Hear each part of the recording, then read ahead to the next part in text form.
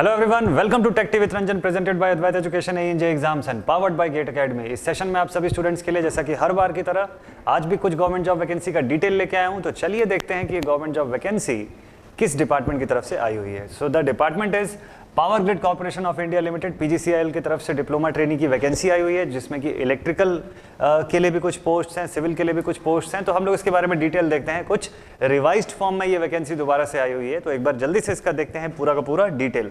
तो पीजीसीआईएल की जो वैकेंसी आई हुई है इसमें डिप्लोमा ट्रेनिंग इलेक्ट्रिकल के लिए जो total number of vacancies is still 35, unreserved, EWS, OBC, SC, ST, PWD and XSM जो है उन सब की जो वैकेंसी का बाइफर्केशन है वो आपको यहाँ पर क्लियरली दिख जाता है। इसी के साथ नेम ऑफ द पोस्ट आप देख सकते हैं, डिप्लोमा ट्रेनिंग इलेक्ट्रिकल, और एब्रीविएशन यूज्ड यहाँ पर आपको दिखाई दे रहा होगा। अपार्ट फ्रॉम दैट क्वालिफिकेशन की अगर मैं बात करूँ तो यहाँ पर केवल और केवल 3 इयर्स फुल टाइम डिप्लोमा जिन स्टूडेंट्स ने किया हुआ है और जिनसे कि मिनिमम मार्क्स का रिक्वायरमेंट आपका 70% का यहाँ पर दिया हुआ है फॉर जनरल एंड ओबीसी, और जबकि अदर्स के लिए जो है वो केवल पास मार्क्स की रिक्वायरमेंट है। तो ये वहाँ पर मैंडेटरी क्वालिफिकेशन है। जितने हायर क्वालिफिकेशन वाले स्टूडेंट्स हैं उनके लिए बता दूं कि यहाँ पर हायर क्वालिफिकेशन अलाउड नहीं है, यानी higher technical qualification like B, BTech, ME, MTech, ये सब कुछ विदाउट डिप्लोमा अगर है तो अलाउ नहीं है। मतलब अल्टीमेटली आप अगर अप्लाई करते हैं तो आपको डिप्लोमा के ही बेसिस पर वहां पर अप्लाई करने की परमिशन है। ठीक है, आगे डिसिप्लिन की अगर मैं बात करूं तो electrical power, electrical and electronics, power system engineering, power engineering, electrical, ये सब कुछ में से किसी भी फील्ड से अगर आपने किया हुआ है डिप्लोमा तो आप उसके लिए एलिजिबल हैं। अनरिजर्व्ड कैटेगरी के लिए एज लिमिट की बात करूं तो 27 years is the final age limit allowed. OBC के लिए बात करूं तो 30 इयर्स और एससी एसटी के लिए बात करूं तो 32 इयर्स। रिलैक्सेशन एंड जो कंसेशंस वगैरह है वो अपने अलग अलग कैटेगरी के हिसाब से as per the government norms यहाँ पर एप्लीकेबल हो जाते हैं। After that another important thing is that जो डोमिसाइल सर्टिफिकेट वगैरह जो उस स्टेट के हैं, यानी कि जम्मू कश्मीर या इस टाइप का जो विक्टिम्स की कैटेगरी से जो अप्लाई कर रहे हैं उनके लिए उनको अपना वहाँ का डोमिसाइल जो है उसको शो करना जरूरी होता है। खैर ये बात की बात है। Next important thing is the selection procedure. अब आपका सिलेक्शन इस पर होता कैसे है? तो सिलेक्शन प्रोसीजर जो है वो बेसिकली रिटन टेस्ट के बेसिस पे होता है। Only written test is there, और वो भी सीबीटी टाइप का होगा। सीबीटी जो होगा आपके 2 पार्ट्स को कंसिस्ट करेगा। पार्ट 1 जो होगा 120 सवाल जो आपके आएंगे वो टेक्निकल के होते हैं। ठीक है, 2 घंटे का आपका पेपर है consisting of 2 parts. First part holds the technical part, जो पार्ट 1 जो कहला रहा है that is of 120 questions, specific question of specific आपके रिस्पेक्टिव डिसिप्लिन का होगा। ठीक है, और जो सेकंड पार्ट है that will hold the entire non technical portion, which means कि यहाँ पर aptitude test with 50 questions on vocabulary, verbal comprehension, QA, इस तरीके के जितने भी पोर्शन है नॉन टेक्निकल के ये इसके अंदर होल्ड करते हैं। तो ऑलमोस्ट आपका समझ के चलिए कि 170 सवाल जो हैं वो यहाँ पर है। नेगेटिव मार्किंग की अगर बात करूं तो yes, negative marking is there. 1/4 of every wrong answer जो है वो डिडक्ट हो जाएगा। तो 1 मार्क्स आपको हर सही आंसर के लिए मिलते हैं और 1/4 जो है आपका डिडक्ट होता है फॉर एवरी रॉन्ग आंसर। और क्वालिफाइंग क्राइटेरिया क्या है? अब रिटन टेस्ट ही एकमात्र तरीका है इस पर आपको सेलेक्ट होने का। तो इस पर क्वालिफाइंग क्राइटेरिया जो है इस पर आप देखेंगे अनरिजर्व्ड वैकेंसी के हिसाब से minimum 40% of marks subject to at least 30% marks in each part 1 and part 2। ये यहाँ पर सेपरेटली अगर देखा जाए तो होना चाहिए।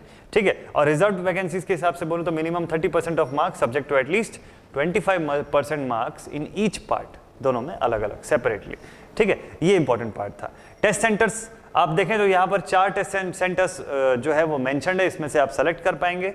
नेक्स्ट हेल्थ स्टैंडर्ड्स, कुछ कंडीशंस यहाँ पर दिया हुआ है। कंपनसेशन पैकेज जो है, ट्रेनिंग पीरियड और रेगुलराइजेशन, आपका ट्रेनिंग पीरियड मान के चलिए कि ऑलमोस्ट जो है वो कितने ड्यूरेशन का होता है वो यहाँ पर आपको पता चल जाएगा। ठीक है, तो स्टाइपेंड जो है पहले साल का जो ट्रेनिंग पीरियड उसके दौरान आपको पर मंथ 27,500 रुपए का स्टाइपेंड अवेलेबल होता है। उसके बाद का आपका जो डेजिग्नेशन रहेगा वो रहेगा junior engineer grade 4 at S1 level in supervisory category. ठीक है, और बेसिक पे जब आप रेगुलर हो जाते हैं तो उसके बाद फिर 25,000 इन अ पे स्केल ऑफ 25,000 से लेके 3% 1,17,500 के अप्रॉक्स का। तो ठीक है, pay scale is very good. और सर्विस अग्रीमेंट बॉन्ड रहेगा यहाँ पर।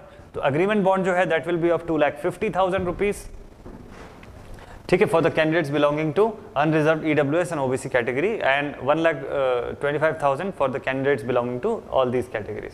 ठीक है, और ये 1 साल के ड्यूरेशन में जब आपकी जो ट्रेनिंग चल रही होगी उस ड्यूरेशन के लिए आपको ये बॉन्ड रहेगा।